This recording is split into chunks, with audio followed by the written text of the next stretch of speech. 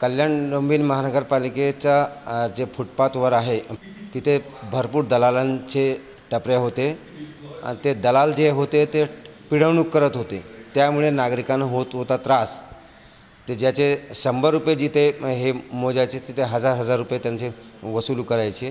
त्या दलालांविरोधात अनेक वेळा मी तक्रार केली, त्यांच्यावरती गुन्हा दाखल करायचा, पण खडकपाडा पोलीस स्टेशनलाही मी तक्रार केली होती, RTOच्या इथेही तक्रार केली होती।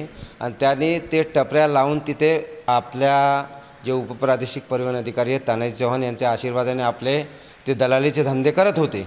या दलालांना आळा बसावा आणि नागरिक जे त्रस्त झालेले होते आणि ते म्हणून मी हे टपऱ्या हटवण्यासाठी माननीय पालिका आयुक्त विजय सूर्यवंशी साहेब यांच्याकडे मी तक्रार केली।